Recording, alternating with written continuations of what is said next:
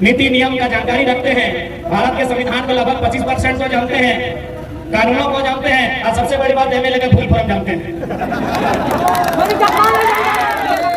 हमारी 81 को एमएलए जो है, हमको लगता है 70+ लोग एमएलए का फुल फॉर्म नहीं जानते। भाई हम लोग को लोग बोलता है कि लड़का लोग छोड़ा लोग नेता बनता है, तो हम अपने लोगों से ही सवाल करते हैं, जो बकायदा हमारे संजय दा ने भी आपको गिनाया कि भागलपुर के से आए हुए कोटा के सांसद माननीय श्री निशिकांत दुबे को आपने स्वीकार कर लिया, बिहार के किसी जिले से चलकर आए जयंत सिन्हा, यशवंत सिन्हा।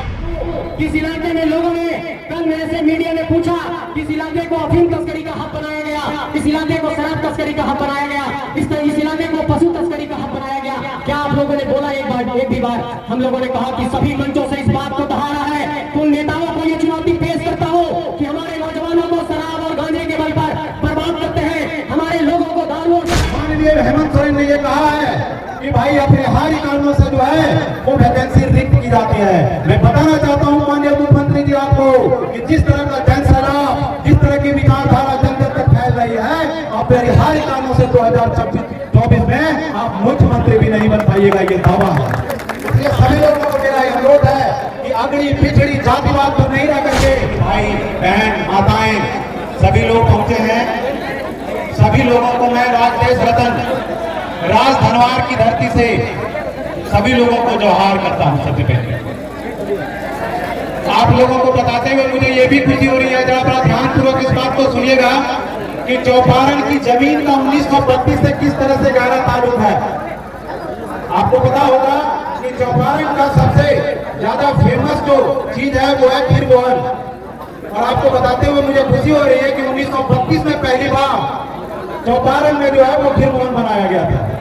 तो ये जहाँ पे एक मिठास की धरती है, यहाँ से आज हम लोग जो है वो क्रांति और इंकलाब की बात करेंगे। मेरे साथियों, मैं आप लोगों को ये संदेश देना चाहता हूँ कि मैं वहां से आया हूँ जो कुतुब मीनार की धरती है।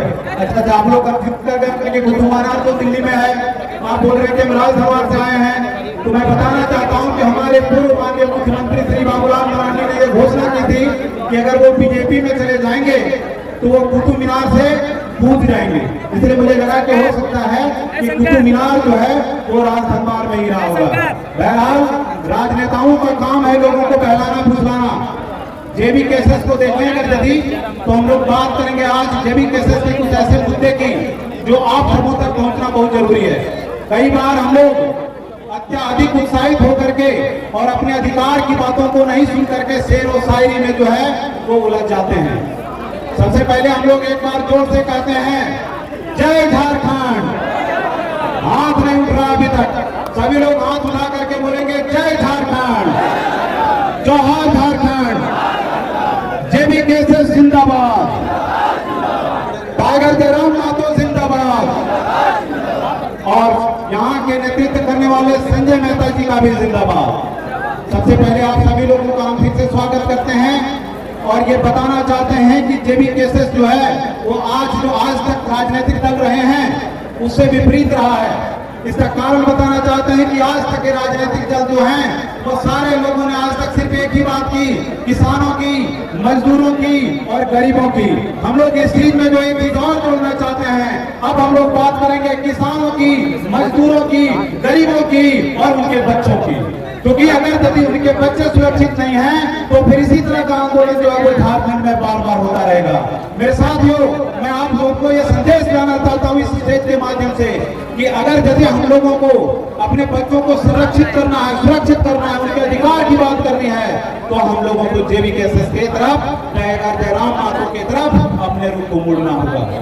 आप बताइए कितना सख्त का बात है कि जब हम लोग किसी स्टेज से बात करते हैं 1932 की, तो लोग कहते हैं 32 लाख नहीं होगा। तो हम कहना चाहते हैं इसका ये मतलब हो गया कि अगर कोई बाहरी व्यक्ति आए और आपको कहे आपके घर वालों को कि ये घर आपका नहीं है, तो क्या आप उसको मानेंगे? क्या इसको मानेंगे? इसका मतलब 1932 जो है वो अगर यदि चौपारण से शुरू हुआ है, भले यहाँ मीठा बना था लेकिन पूरे झारखंड में लागू होकर के रहेगा। हम लोगों के पास अपनी योजना है, हम लोगों के पास अपना व्यवस्था है, और आप लोगों का अगर यदि साथ रहा जो कि जन सैलाब के रूप में हमेशा दिखता आया है तो रहेगा। मेरे साथियों, मैं आप सबसे एक बात जरूर कहना चाहता हूं कि कई लोग ऐसे हैं जो बार बार जेबी केसेस और जयराम महतो के ऊपर महतोवादी और जातिवाद का जो है वो ठप्पा लगाते हैं। तो मैं अपना परिचय देना चाहता हूं कि मेरा नाम राजदेश रतन सिंह है और मैं एक स्वर्ण हूं और जेबी केसेस का सबसे ईमानदार सिपाही हूं। चाहे कहीं पर भी जाए आप हम लोगों के ऊपर इल्जाम लगा करके और हमारी जो जनसैलाब है, लोगों का जो विचारधारा है, उसको आप कभी मोड़ नहीं सकते, क्योंकि जब भी कोई विचारधारा हो तो वो सांसों में फैलती है। और ये कहा जाता है कि आप हवा को रोक नहीं सकते, और अगर यदि गलती से आपने रोक दिया तो आपकी मृत्यु हो जाना निश्चित रूप से तय होता है। इसलिए जयराम महतो जो है वो हवा में फैला हुआ है। जयराम महतो जो है वो एक विचारधारा है और कभी भी इसको जो है वो त्यागा नहीं जा सकता। आपके बगल में हम बताना चाहते हैं कि हजारीबाग है। हजारीबाग जो है वो शिक्षा की राजधानी कही जाती है। संयोग से मेरा भी वहां पे रहना होता है, तो मैं बताना चाहता हूं कि वहां कई सालों से लोग जो है वो तैयारी कर रहे हैं। आप सबों के बच्चे भी वहां पे जाते होंगे, भाई भी रहते होंगे, बेटे भी रहते होंगे, और सब लोग आप लोग उम्मीद में रहते हैं कि मेरे बच्चे पढ़ रहे हैं, नौकरी करेंगे, चाकरी करेंगे। लेकिन मान लिए हेमंत सोरेन की ये जो नीति है 60-40 वाली, ये कभी भी हम लोगों को स्वीकार नहीं है। इसलिए वो 60-40 की नीति होने के चलते भी जो है वो रोजगार नहीं मिल पाता। अभी आश्चर्य की बात है, मान लिए हेमंत सोरेन ने ये कहा है कि भाई अपरिहार्य कारणों से जो है वो वैकेंसी रिक्त की जाती है। मैं बताना चाहता हूं माननीय मुख्यमंत्री जी आपको कि जिस तरह का जनसैलाब, जिस तरह की विचारधारा जन जन तक फैल रही है, अपरिहार्य कारणों से 2024 में आप मुख्यमंत्री भी नहीं बन पाइएगा, ये दावा है।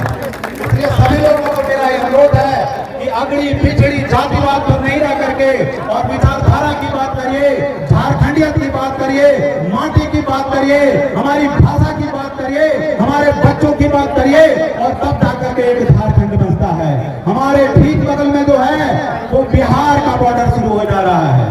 हम चाहते हैं कि आज का उद्घोष, आज की आवाज, आज का नारा न सिर्फ बिहार पहुंचे बल्कि बिहार की राजधानी तक पहुंच जाए और वो लोग समझे कि अब झारखंडी लोग चालाक हो गया है और अपना नेता चुनने के लिए पूरी तरह से तैयार है।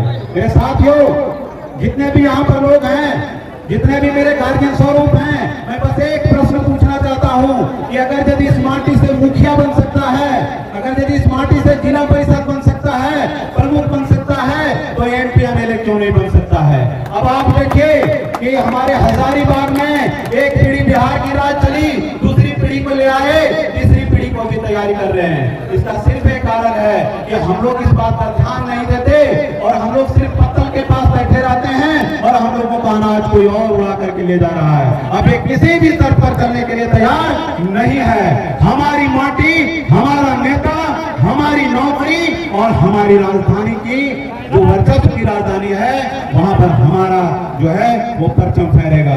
कई जगहों पर हमारे नेता जो है वो टाइगर जयराम महतो ये कह रहे हैं कि हम लोगों को सांसद बना दीजिए, 3 सांसद दे दीजिए। कई लोग उसमें से प्रश्न उठा देते हैं कि सांसद की क्या जरूरत है, आप विधानसभा में क्यों नहीं रहते?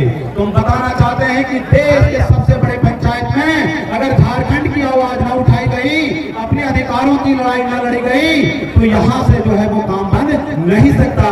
जैसा आपको पता है कि नीति, नियम सब कुछ जो है वो संसद में बनाता है। हम आप लोगों से अनुरोध करते हैं कि जाति का भेदभाव न करके, किसी भी तरह का भेदभाव न करके, और हम लोगों को जो है वो लोकसभा में भी मौका दीजिए ताकि अपनी बातों को जो है वो रख सके संसद में, और वहां दिल्ली की आवाज जो है वो सीधा रांची आकर के पहुंचे।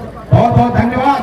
अंत में आप सभी को एक बात और मैं कहना चाहता हूं कि एक बार फिर से हम लोग जोर से नारा लगाते हैं और ये अभय की आवाज जो है वो बिहार नहीं पटना तक पहुंचेगी। बोलिए जय झारखंड, जय झारखंड। बहुत बहुत धन्यवाद।